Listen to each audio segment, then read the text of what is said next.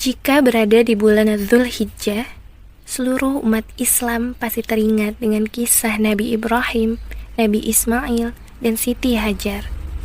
Ada yang teringat akan kisah perjuangan Siti Hajar dengan anaknya, Nabi Ismail, saat ditinggal oleh Nabi Ibrahim di lembah Mekah yang gersang, dengan bekal makanan dan minuman yang terbatas. Siti Hajar dan Nabi Ibrahim baru saja dikaruniai seorang putra setelah usia mereka yang tidak muda lagi. Mereka tak henti-hentinya meminta kepada Allah untuk dikaruniai seorang anak. Hingga akhirnya Allah mengaruniai mereka seorang anak lelaki yang dinamai Ismail. Suatu hari, tak lama setelah kelahiran putranya, Nabi Ibrahim diperintahkan oleh Allah untuk membawa istri dan anaknya ke Makkah. Pada saat itu, Makkah masih berupa lembah kering dan tandus. Mereka berhenti di bawah sebuah pohon yang telah mengering. Ketika baru tiba di lembah tersebut, tampak sekali kegelisahan, kebingungan, dan ketakutan Siti Hajar. Nabi Ibrahim sangat memahaminya. Dengan lembut, Nabi Ibrahim berkata, "Janganlah takut, Bunda Ismail. Saat ini kau berdiri di tanah Tuhan yang diberkati. Yakinlah kepada Allah." Setelah sehari semalam, Nabi Ibrahim menemani Siti Hajar dan Nabi Ismail. Ia pun pamit ingin pulang ke negerinya. Usai bersiap, ia memandangi wajah istrinya, lalu berkata, "Aku akan meninggalkanmu beserta putramu dalam pengawasan Allah. Aku berharap bisa kembali lagi secepatnya ke sini, insya Allah." Siti Hajar sempat bersedih ketika Nabi Ibrahim begitu tega akan meninggalkannya dan anaknya yang masih kecil di tengah gurun yang tandus. Namun, ketika mendengar bahwa itu adalah perintah Allah, tumbuh dalam hatinya ketegaran dan keyakinan bahwa Allah tidak akan menganiaya hambanya. Akhirnya, pergilah Nabi Ibrahim diiringi oleh ketabahan hati Siti Hajar dan ketaatannya kepada perintah Allah. Ia yakin bahwa Allah tidak akan menelantarkannya. Dengan tegas, Siti Hajar berkata, "Jika memang begitu perintahnya, aku yakin Allah tidak akan menelantarkan kami."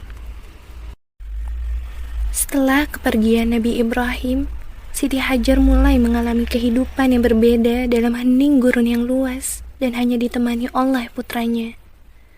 Beberapa hari ditinggal di padang yang tandus, persediaan makanan dan minumannya pun makin menipis. Hingga akhirnya, air tidak tersisa lagi. Tangis bayi Nabi Ismail membuat Hajar kebingungan. Ia mengambil kantong air dan berharap setetes air tersisa di dalamnya. Namun, ia hanya mendapati kantong yang kering.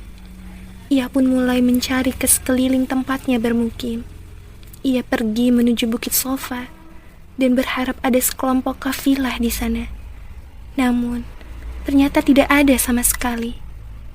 Seakan dilihat kilauan air di lereng Bukit Marwah, dikejarnya hingga ke puncak. Ternyata hanyalah fata morgana. Ia melihat pula di Bukit Sofa, seakan air berkilauan. Kemudian ia berlari kecil, kembali mendaki bukit tersebut. Ia pun hanya menemukan kehampaan. Ia berbolak-balik antara Safa dan Marwah hingga 7 kali. Meskipun berkali-kali menemui kehampaan, harapan bahwa Allah tidak akan menelantarkannya begitu saja membuat sengatan matahari yang membakar wajah dan telapak kaki yang berdarah-darah tidak terasa sama sekali. Dikuatkan oleh keyakinan kepada kasih Tuhannya, antara harap dan putus asa, ia kembali menengok bayi Nabi Ismail. Kini, tangisnya telah melemah. Semakin dekat dengan sang bayi, ia terkejut. Nabi Ismail yang diletakkan di tanah yang menangis, kakinya menendang-nendang pasir di bawahnya. Atas karunia Allah, dari pasir yang ditendang kaki kecil Nabi Ismail tersebut, terpancarlah mata air.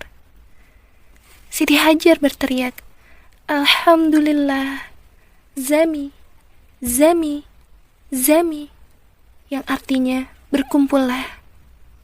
Itulah mata air di Makkah yang sekarang kita kenal dengan nama air Zam-Zam. Perjuangan Siti Hajar terus dikenang hingga kini sebagai salah satu rukun ibadah haji, yaitu sa'i. Ada hikmah yang dapat kita petik dari kisah Nabi Ibrahim dan Siti Hajar beserta putranya Nabi Ismail.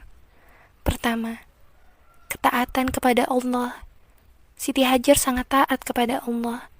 Ketika ia tahu diminta untuk tinggal di lembah yang sangat gersang, ia tidak menolak.